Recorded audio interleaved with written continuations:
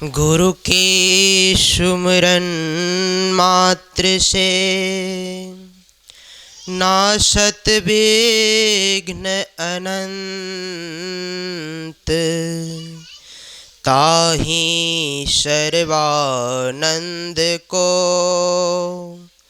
ध्यावत है सब संत। आदरणीय सभी सत्संग प्रेमी माताओं एवं बहनों, पिता तुल्य बुजुर्गों से मेरा त्रैवार शाही बंदगी। अभी कुछ देर से हम लोग बहुत सारे ज्ञानमयी अमृतमयी वचनों को सुनकर अपने जीवन की अव्यवस्था को व्यवस्थित करते हुए, अपने जीवन की कमियों को भरते हुए निकल रहे थे। कुछ समय मुझे भी मिली है जो कि 9 बजे तक होगा। 15 मिनट तक मैं आप लोगों के बीच कुछ बातों को रखना चाहूँगा, जिसमें अगर कोई त्रुटि हो जाए तो आप लोग क्षमा करने की कृपा करें। उनके बाद हम लोगों के बीच परम पूज्य आचार्य श्री सुकृत सुमन बाबा पधारेंगे और उनके बाद उनकी अमृतमयी वचनों से हम लोग लाभान्वित होते हुए जीवन को सफलता की ओर बढ़ाते हुए जीवन को सफल बनाएंगे। हम लोग कल ही से बहुत सारे सत्संग को सुन रहे हैं, बहुत सारी ज्ञान को सुन रहे हैं।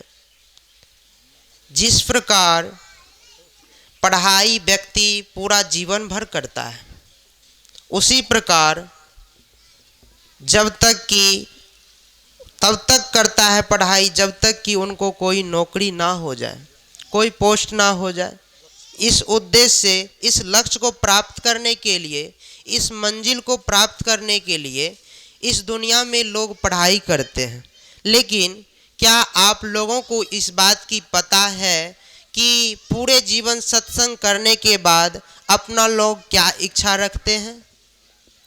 सत्संग करने की एक ही सबके अंदर जिज्ञासा रहती है, इच्छा रहती है कि मुझे मोक्ष मिले, मुझे सद्गति मिले और मुझे भगवान मिले।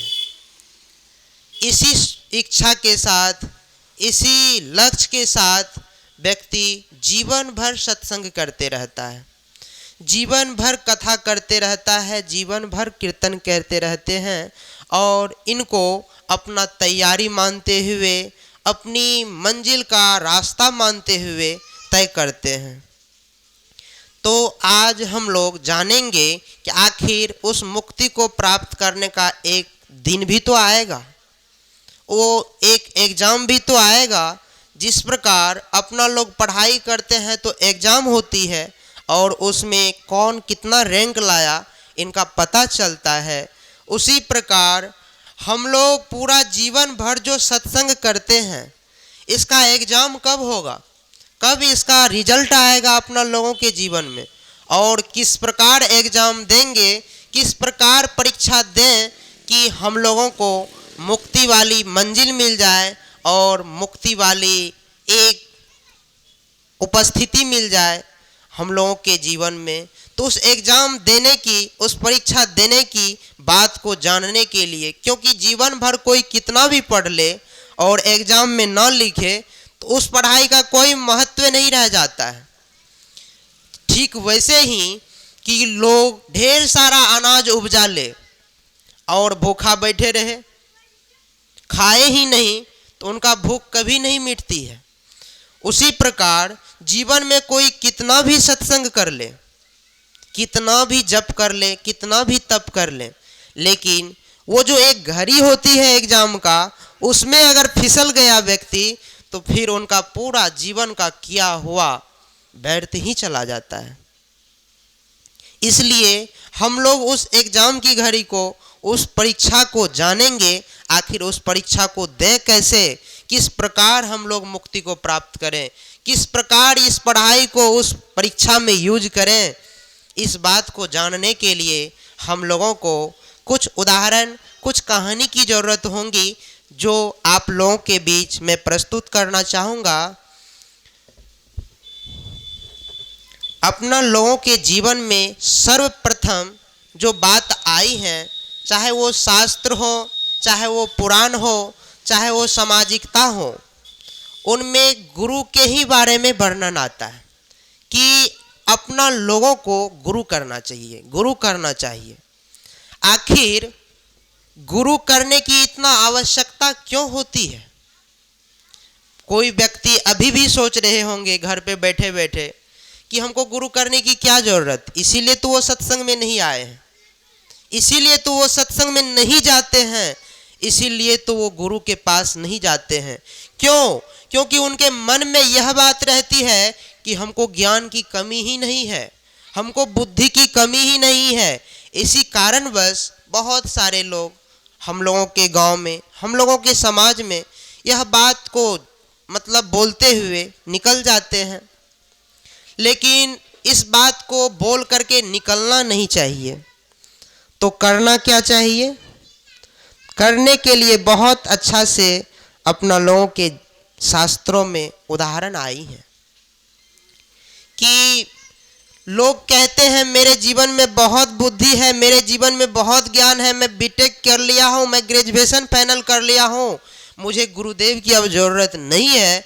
तो ये बात सर्वथा गलत होगी, क्योंकि आप लोगों को एक उदाहरण मैं देना चाहूँगा, उनसे आप लोग भी यह तय कर पाएंगे कि सिर्फ पढ़ाई से और गुरु से कितना डिफ़िकल्ट होता है।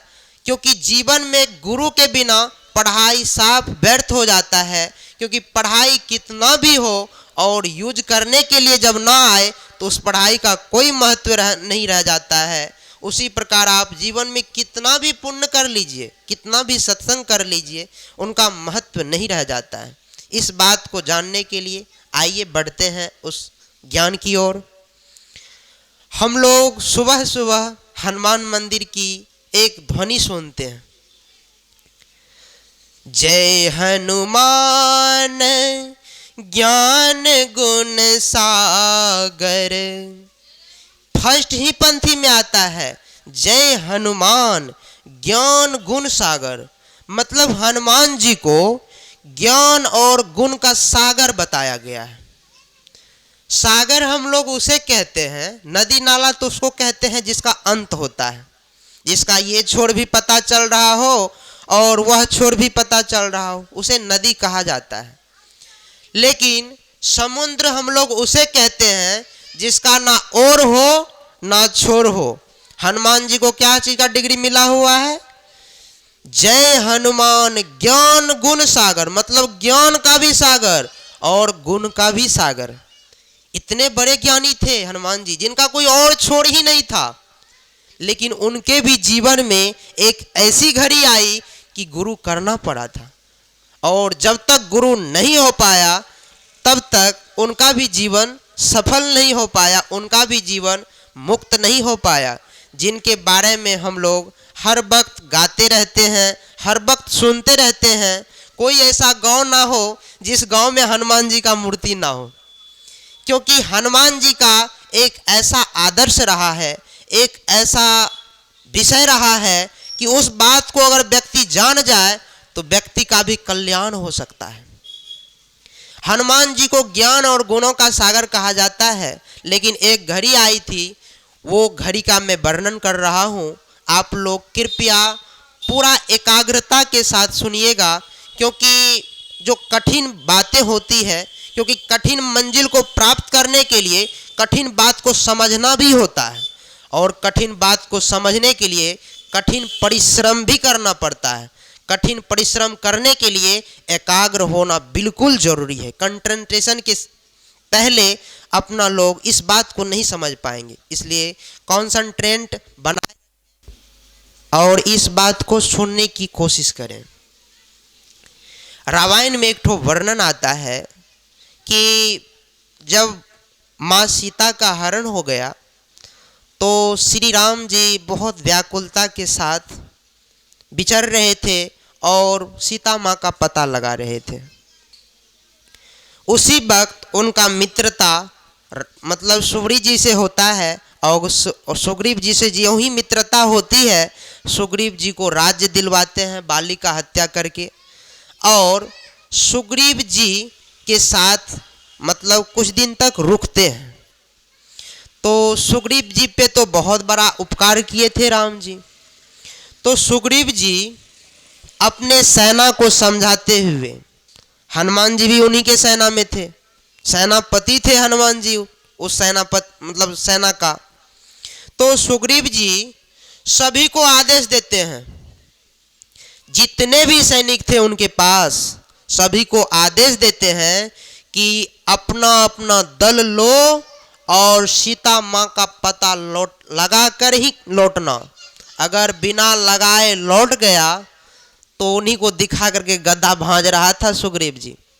कहा अगर किसी ने बिना पता लगाए लौट गया तो फिर उनका हत्या ही होगा, फिर उनका जीवित रहना संभव नहीं है। यह चेतावनी देते हुए सभी सैनिक को उन्होंने सीता माँ की पता लगाने के लिए भेज देते हैं। उसमें जिस ग्रुप का मैं वर्णन कर रहा हूँ हनुमान जी का, और सब ग्रुप का तो पता भी नहीं आया है, ना वर्णन आया है रामायण में, लेकिन इस ग्रुप का वर्णन आया है कि हनुमान जी के साथ नल, नील, अंगद, जामवंत और हनुमान जी थे। ये चारों मिल करके खोज रहे थे। खोजते खोजते समुद्र के तट पे जाते हैं ये सब। जब समुद्र के तट पे गए तो अब इन सबको रास्ता भी नहीं मिल रहा था और ना मंजिल ही मिला था। मंजिल का तात्पर्य ना सीता माँ मिली थी और ना अब रास्ता था जाने के लिए आगे।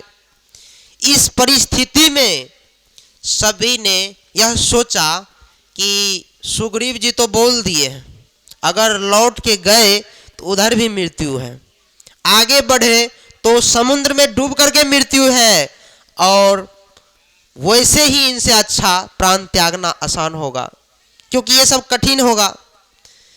मतलब डूब करके मर गए तो बहुत असहनीय पीड़ा होगी, लौट करके गए तो कायर कहलाएंगे, लेकिन अगर खोजने में ही प्राण त्याग दें तो ये हम लोगों के लिए उत्तम मृत्यु होगी।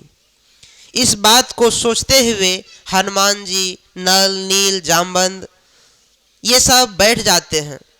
हनुमान जी को गुण और ज्ञान का सागर बताया गया है, लेकिन यहाँ पे उनका ज्ञान और गुण दोनों अस्थिकित है। क्यों? क्योंकि तभी तक उनको ये पता नहीं है कि मेरे अंदर कौन सी गुण का क्या उपयोग हो सकता है।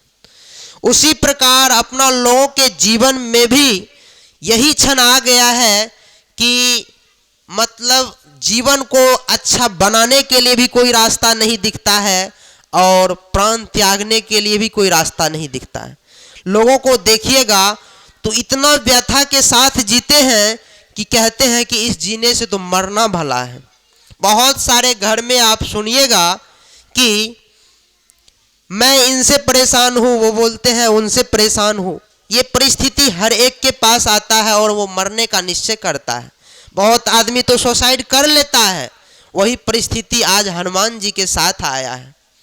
हनुमान जी बैठ जाते हैं और तब ये जामवंत जी उसमें सबसे बुजुर्ग होते हैं, जो तभी गुरु जी का कार्य किया और गुरु बन करके हनुमान जी को शिक्षा दिए। यह शिक्षा दिए कि तुम्हारे अंदर यह ताकत है, यह ज्ञान है, यह सत्संग की शक्ति है कि तुम चाहो तो कर सकते हो। इस बात को और इस ज्ञान को ज्यों ही जामवंत जी के द्वारा हनुमान जी को सुनने के लिए मिलता है और अपनी गुण और ज्ञान का उपयोग ज्यों ही बताते हैं जामवंत जी, फिर क्या क्या हुआ ये तो सबको पता है कि लंका कैसे जला, अक्षय कुमार का वध कैसे हुआ, सबका पता कैसे लगाया गया। यह सब तभी संभव हो पाया जब हनुमान जी के जीवन में गुरु हुआ।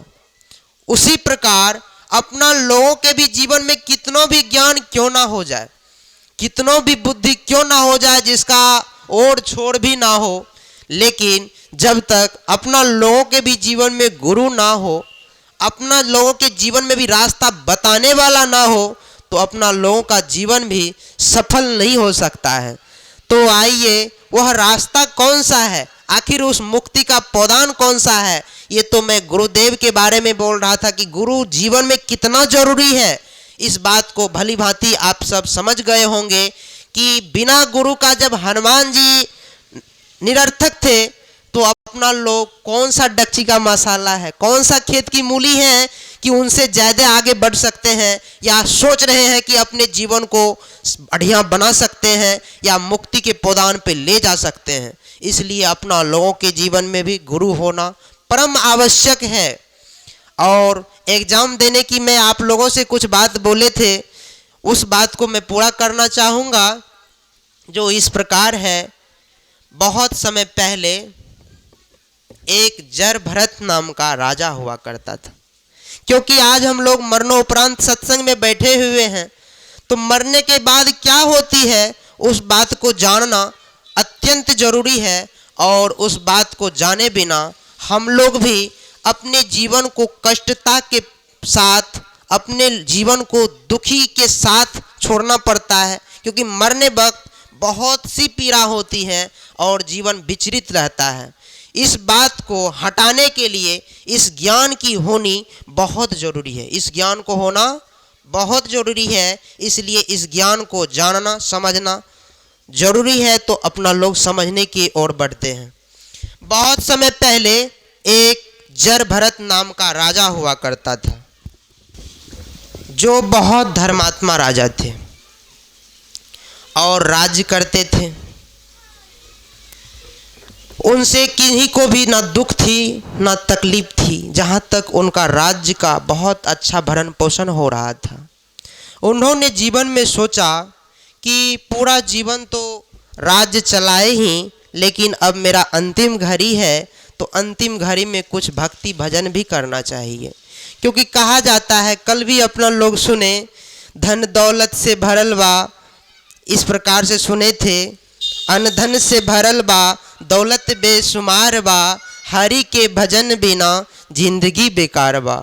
मतलब जीवन में कितना भी कुछ हो जाए लेकिन भक्ति ना हो तो वह जीवन बिल्कुल बेकार माना जाता है। इस बात को जरभरत बिल्कुल अच्छी तरह से जानते थे और उन्होंने राज्य चलाते हुए जब बुजुर्ग होते हैं और अपने पुत्र को राज्य देकर के जंगल की ओर बढ़ जाते हैं। जंगल में जाकर पूजा तपस्या करते हैं और एक दिन ऐसा ही समय आता है कि वह सुबह सुबह स्नान कर रहा होता है और उसी समय एक मृगा जो होती है हरिण, वह गर्भवती थी और मलकी मलकी आ रही थी। जहाँ पे राजा जरभरत स्नान कर रहे थे उसी होकर के भाग रही थी। भागने का कारण यह था कि उनके पीछे शेर पड़ा हुआ था। शेर उनको रपेट रहा था, खेदार रहा था, पकड़ने की कोशिश में था और हरिण भागने की कोशिश में था। गर्भवती होने के कारण वह ज़्यादा भाग नहीं पाती थी और नदी में कूद जाती है। तो नदी में जो ही जंप करता है, जंप करने के ही दौरान बच्चा गर्भ से बाहर आ जाता है और हरिण भाग जाती है। इस घटनाक्रम को जो ही देखता है राजा जरभरत, देखने के क्रम से उन्होंने सोचा कि ज्ञान तो यह कहता है, पर हित धर्म सरस नहीं भाई, पर पीरा सम नहीं अधमाई। मतलब दूसरे का हित करने से बड़ा धर्म इस दुनिया में कुछ नहीं है, तो मैं ऐसा धर्म को नहीं छोड़ सकता हूँ। अगर सबसे बड़ा यह धर्म हो सकता है तो उन्हीं का विपरीत भी तो होगा। यह नहीं करने से सबसे बड़ा अधर्म भी तो हो सकता है। क्योंकि अपना लोग जानते हैं, जहाँ पे गर्म नहीं होता है वहाँ पे क्या होता है, ठंडा होती है।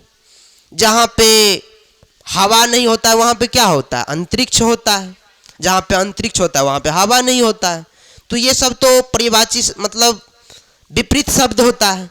तो परहित धर्म सरस नहीं भाई, पर पीरा सम नहीं अधमाई।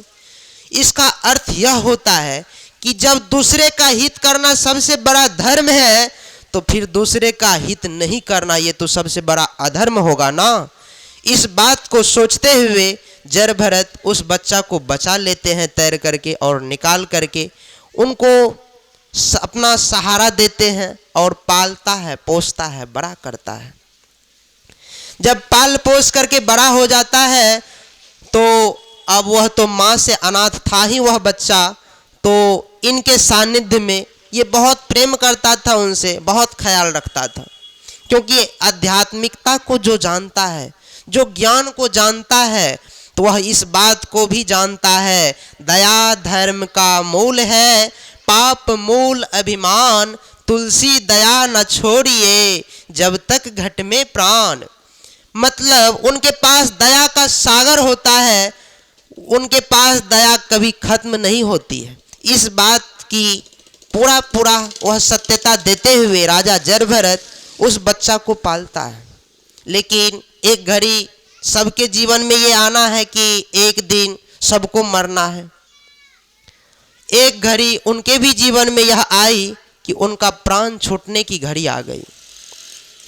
और ज्यों ही प्राण छूटा तो वह प्राण छूटने के वक्त में यह याद कर रहा था कि पूरा जीवन भर तो इस मिर्गा का ही हम ध्यान रखें, लेकिन आज अगर हम मर जाते हैं तो इनके बाद इनका कौन रक्षा करेगा। आज तक तो हम थे तो हम रक्षा करते थे इसका, लेकिन आज तो हम मर रहे हैं, अब कौन इसका रक्षा करेगा। प्रायः हम लोगों के माता पिता के भी मन में यह बातें चलती रहती है कि अगर हम मर गए तो मेरे बाल बच्चा को कौन देखेगा, कौन इनका रक्षा करेगा, कौन इसको राह दिखाएगा। यही याद एक जरभरत को भी आ रहा था। जरभरत मरते दम तक यही याद में मर गए। और शास्त्र यह कहती है, जिसका जहां आशा होता है वहीं उसका बासा भी हो जाता है। इस बात को नहीं जानने के कारण राजा जरभरत के जीवन में आध्यात्मिकता तो थी, दया तो इतनी थी कि जितना भी समय उनके पास था वो दया में ही लगाया। राज्य भी चलाया तो बिल्कुल निस्वार्थ भाव से चलाया, जो भी काम किया लोगों के हित में किया। लेकिन मरने के घड़ी में सिर्फ इतना ही उनको पता नहीं था कि जहां जिसका आशा होता है वहीं उसका बासा भी हो जाता है। यह बात नहीं जानने के कारण राजा जरभरत मिर्गा के याद में ही मर जाते हैं। जो ही मिर्गा के याद में मरते हैं, इस प्रकार से वर्णन आता है कि उसका जन्म मिर्गा में ही हो जाता है। क्योंकि जहां आशा है वहीं बासा होगा। जब उनका आशा इस प्रकार का था तो उनका बासा भी इसी प्रकार का हो गया। जब राजा जरभरत मिर्गा बने तो उनको पूर्व जन्म का कुछ याद था। आप भी देखते होइएगा, कोई व्यक्ति ज्यादा तेज होता है, कोई व्यक्ति कम तेज होता है।